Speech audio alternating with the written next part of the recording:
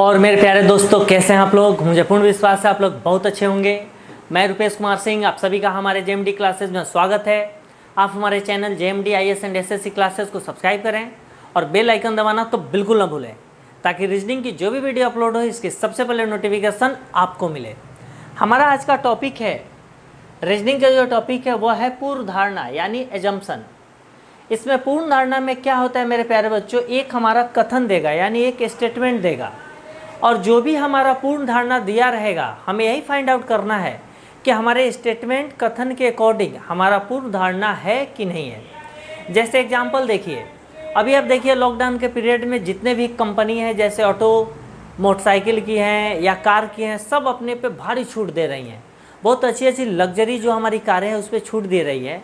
तो एक कंपनी है, कोई एक्स कंपनी है, उसने अपने सबसे कंफर्टेबल आरामदायक जो एक कार है उसके दामों को बहुत कम कर दिया है।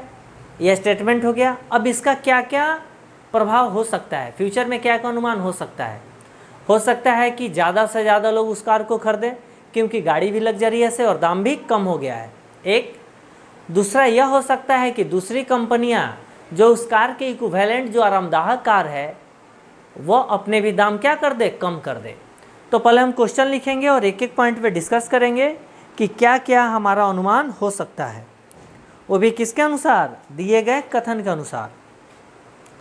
क्वेश्चन है, एक यात्री कार की निर्मात्री कंपनी एक यात्री कार की निर्मात्री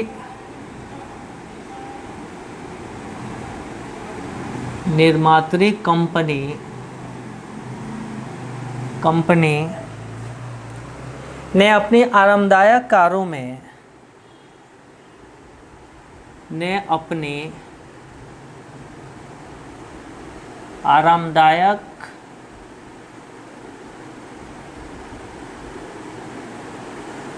आरामदायक कारों में मूल्य भारी कमी की है। मूल्य की भारी कमी की है।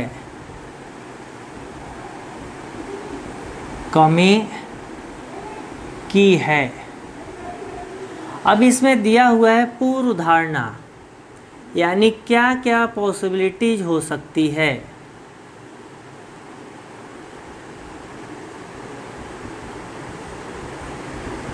पहला दिया हुआ है, उस कंपनी के आरामदायक कारों की उस कंपनी की आरामदायक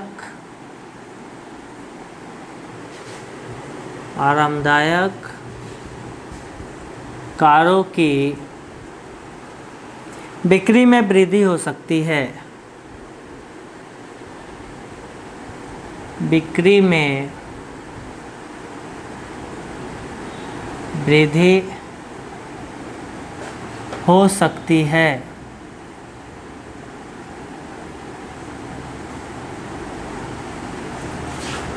सेकंड दिया हुआ है, दूसरी कंपनियां जो इस तरह के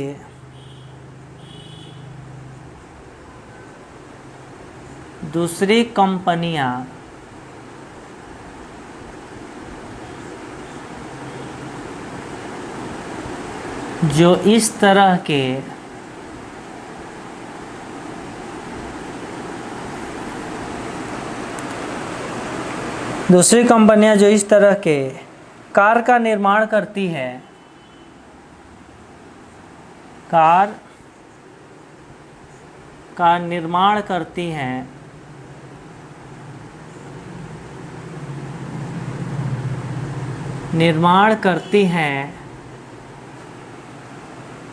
वे भी अपनी कारों के मूल्य में कमी कर सकती हैं। वे भी अपनी कारों के मूल्य में कमी कर सकती है, कमी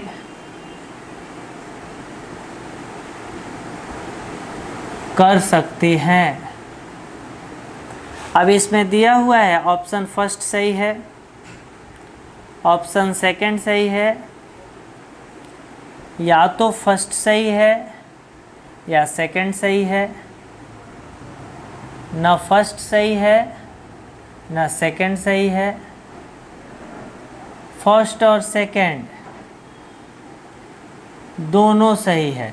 ठीक है, अब आप ध्यान से देखिए, कथन दिया रहा है कि एक यात्री कार की निर्मात्री कंपनी ने अपनी आरामदायक कारों के मूल्य में भारी कमी की है।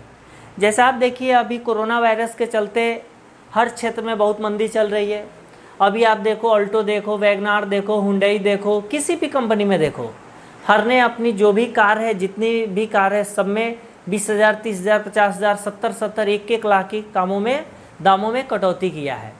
तो एक कोई कंपनी है जो एक टाइप का कार है जो बहुत ही आरामदेह कार है, उसने अपने कार के दामों में बहुत भारी छूट कर दी है। तो उसी कार के इक्विवेलेंट दूसरे कंपनी की जो कारें हैं उतनी ही आरामदायक है, तो क्या उस पर क्या प्रभाव पड़ेगा? तो पहला हमारा दिया हुआ है कि उस कंपनी की आरामदायक कारों की बिक्री में वृद्धि हो सकती है। जैसे आपको पता है कि कोई आरामदेह कार है जिसकी बिक्री बहुत अच्छी खासी होती है, उसके रेट अगर कम हो जाते हैं तो खरीदने वालों की कमी नहीं रहेगी। हर कोई समझता है कि अभी मंदी का दौर है, इसलिए इसमें 60-70 हज़ार का रिबेट मिल रहा है, डिस्काउंट मिल रहा है। तो अगर किसी को 6 मंथ बाद कार खरीदना है तो सोचेगा 6 मंथ बाद खरीदेंगे तो 60-70 हज़ार एक्स्ट्रा देना पड़ेगा, लेकिन अभी खरीदेंगे तो 60-70 हज़ार हमें कम देना पड़ेगा। तो पहले की अपेक्षा में वो लोग क्या करेंगे, बिक्री ज़्यादा बढ़ जाएगी। इससे दोनों को फ़ायदा होगा। एक तो कंपनी को जितनी मुनाफा होनी चाहिए उतनी मुनाफा नहीं होगी, लेकिन मुनाफा तो होगा। सेलिंग ज़्यादा होगी, कम मुनाफा होगा तो प्रॉफिट भी ज़्यादा होगी। तो कंपनी कोई ना कोई अपने प्लान चलाता रहता है, जिस वजह से समय के अनुसार उसकी सेलिंग हो। किसी भी चीज़ की जितनी ज़्यादा सेलिंग होती है, अगर उस पर प्रॉफिट की परसेंटेज कम भी है और मैक्सिमम सेलिंग है तो परसेंटेज ज़्यादा हो जाती है। तो हमारा पहला क्या है, उसकी बिक्री बढ़ सकती है। यस, बढ़ सकती है, यानी फर्स्ट क्या है, सही है। सेकंड दिया हुआ है, दूसरी कंपनियां जो इस तरह के कार का निर्माण करती है वे भी अपने कारों के मूल्य में कमी कर सकती है। आपको पता है कि हर क्षेत्र में कंपटीशन है। अगर सेम उसी टाइप का जो कार है, उतना ही आरामदेह दूसरे कंपनी में कार है, अगर दोनों की क्वालिटी सेम है और एक की काम डाउन हो गया 60-70 हज़ार और दूसरा का रेट उतना ही रहे, तो ईजिली सी बात है कोई भी आदमी जिसकी रेट कम हो जाएगा उसी को चॉइस करेगा। तो दूसरी कंपनी की मजबूरी भी हो जाएगी कि वो भी अपने दाम में क्या करे, एक छूट दे। पर ये ज़रूरी नहीं कि उसके इक्विवेलेंट छूट दे, ज़्यादा भी दे सकती है, कम भी दे सकती है, लेकिन जब तक वो छूट नहीं देगी तब तक उसकी सेलिंग उतनी ज़्यादा नहीं होगी। तो ऐसा दिया हुआ है कि हो सकता है कि वो भी कम कर दे। तो पूर्ण धारणा का मतलब होता है कि इस स्टेटमेंट से क्या क्या पॉसिबिलिटीज हो सकती है। तो हाँ, यह पॉसिबिलिटी हो सकती है, वो भी दूसरी कंपनियां भी उसी इक्विवेलेंट कार के अनुसार अपने कारों के दामों में कमी कर सकती है। यानी हमारा सेकंड ऑप्शन भी क्या हो जाएगा, बिल्कुल सही। यानी ऑप्शन क्या हो जाएगा, ऑप्शन 5। ठीक है, तो मेरे प्यारे बच्चों, सबसे ज़रूरी है कि हमें कॉन्सेप्ट को समझना कि किस बिहार पे हम क्वेश्चन को सोल्व करते हैं। अगर आपने 10 क्वेश्चन को समझ के सोल्व कर लिया तो 1000 क्वेश्चन को भी आसानी से सोल्व कर दोगे।